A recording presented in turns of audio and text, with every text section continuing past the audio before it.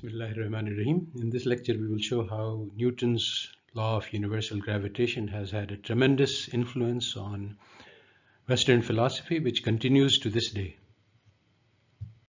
Not only are the philosophical questions created by Newton's laws of central importance, but also philosophy forms the basis for all human knowledge. So all of the foundations of modern philosophy and all of modern sciences, social sciences, everything is built on these foundations. But these foundations remain controversial and unresolved. We begin with a very brief review of Newton's discovery. And basically at that time, Kepler's three observations of planetary motion were known. These were not called laws at that time.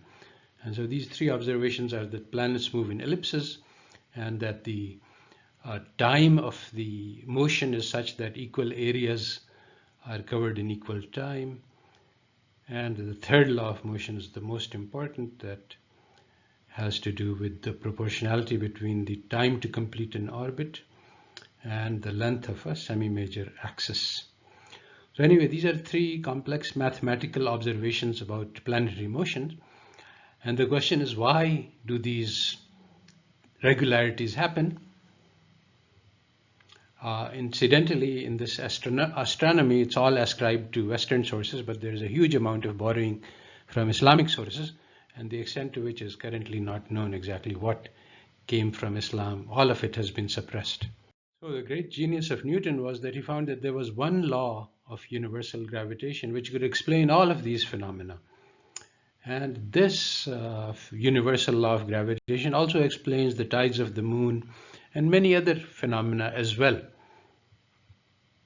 An enormous number of central philosophical questions arise from this discovery of Newton, of which we will list 9. So the first question is, does gravity exist? All we are saying is that if we make a hypothesis that there is such a thing as gravity, it explains the observations of Kepler. This doesn't provide any direct proof that gravity exists. So can we conclude that gravity exists? Also, this means that all particles have this invisible quality, invisible property of gravity. They exert this. So what is this invisible thing which particles have, which causes this force of attraction?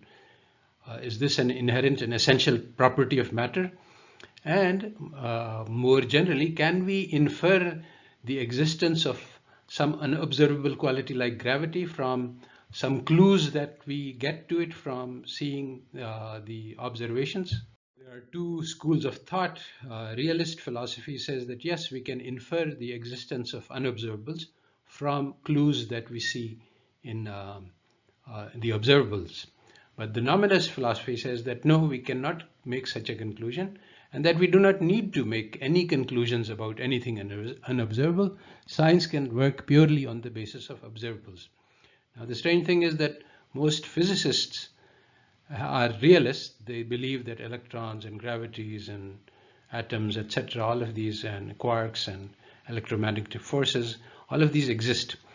Philosophers, on the other hand, are mostly nominalists. They say that whether it exists or not, it doesn't make a difference. Our evidence, the evidence that we have, does not permit us to conclude that these things exist. If you want to pretend that these things exist and it makes it convenient, go ahead and do so. There's no harm in doing it. But we cannot conclude, we cannot be sure that these things exist. Almost exactly parallel to the question of does gravity exist is, does God exist? Because the universe is created with such amazing precision and accuracy that there is an inference, there is an indirect inference that it must have been designed. There must be somebody who designed this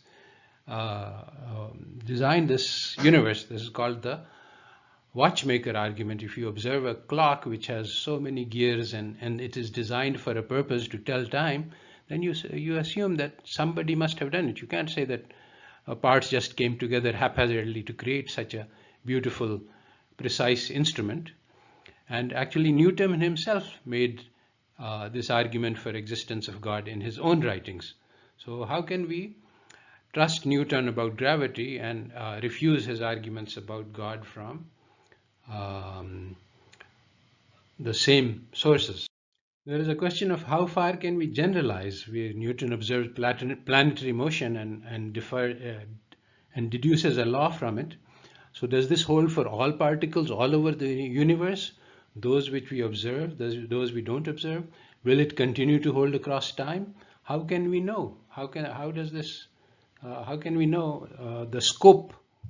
An important question about causality, which is the central issue we are discussing in our statistics course. Does this force of gravity cause the planets to move? The standard theory at the time of Newton was that if you want to say that something causes something else, you have to provide a mechanism. How does this cause operate? So there should be some contact, some motion. Now we have this law which says that planets exert a force mysteriously across millions of miles of empty space on another body. How can this happen? There doesn't seem to be any mechanism which explains how this can happen. Separately, there is an issue of, does the theory of gravity explain planetary motion? To understand this, there is a standard mockery made of this argument. Some scientists observe that if you take opium, it puts you to sleep. So they say, oh, this is because opium has virtus dormitiva. So now, are you just saying the same thing in Latin and saying that there is an explanation? Similarly, we say that, oh, planets move in elliptical orbits. So this is because they have the force of gravity. Is this similar or is this different? And there's the question of predictive value of Newton's law. If we have observed these laws up to the present, can we tell that they will continue to operate in the future? How do we know? How can we extrapolate from what happened in the past to what will happen in the future? An epistemological question about knowledge. Are Newton's law true? Can we reliably add them to our stock of knowledge? For the moment, what Newton's law tell us is that there is a mathematical equation, and when you solve the equation, you can predict the position of planets with great accuracy. Now, does this mean that this law of motion is true? The planets actually follow this mathematical law.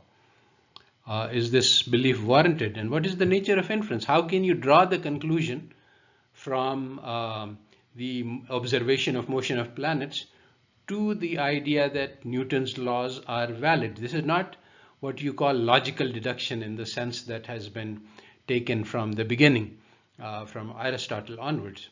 You cannot make a logical inference. So what is the kind of inference that requires that you take some input empirical facts and you output a synthetic law?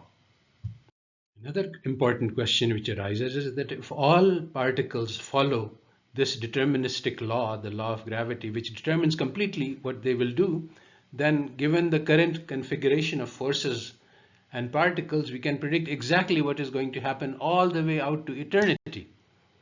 So if the universe consists purely of matter, then we can predict everything that happens until the end. So that means that we live in a deterministic universe. Everything that is like a clockwork which just keeps going. There's no change. If this is true, if we live in a deterministic universe, then we are like clockwork robots. We cannot have free will, because if we have free will, then that will disrupt the laws of physics. So that means that everything in the universe is bound by the laws of physics, but we are not. That's a very strange conclusion. So there are two answers we can give. We can say that we do have free will, and this leads to the problem that we are little miracle workers. We can all disrupt the laws of physics. Alternatively, if it is not true, then it follows that all our future actions are completely determined. We are robots, and the feeling that we have of free will, that I can make choices and my choices matter, and I can choose to do one thing which will have one effect, all of this is an illusion. So why do we have this illusion? So the purpose of this lecture was just to raise the questions. In future lectures, we will provide some answers. So here are some concluding remarks. These philosophical questions have actually raged for centuries, but they have become intensified and sharpened after Newton. None of these questions have been resolved. In the latest journals of philosophy, you can find discussions of every single one of these questions. These 9 questions are just examples. There are many more which follow if you trace the consequences. And you find people on both sides.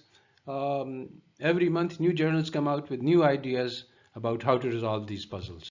So the pessimistic conclusion from this controversy, which continues over centuries, if not millennia, some philosophers say that there is no conclusion possible. These questions will just continue to be debated until eternity. Now, the philosophers are worrying about how we can get knowledge about whether or not Newton's laws hold and what their implications are. Now, there is a amazing learner in the universe, and that is the little child. It starts with zero knowledge and acquires an enormous amount of extremely complex and sophisticated amount of knowledge in a very small amount of time. So maybe we can learn from the children, and in particular it has been shown recently that children acquire an enormous amount of sophisticated causal knowledge. So maybe they can teach us how to resolve these controversies. So in subsequent lectures we will study what infants and toddlers have to teach the philosophers.